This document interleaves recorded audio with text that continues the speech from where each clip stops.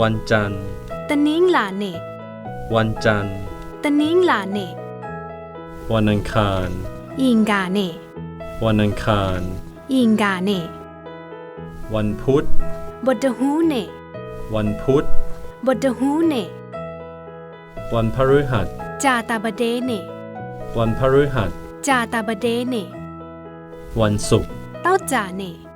วันศุกร์ เต้าจ่าเน วันเสาร์ เสน่เน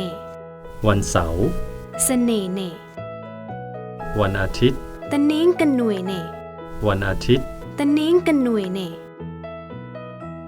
ตะนิ้งหลาเน ยิงกาเน บดหูเน จาตาบเดเน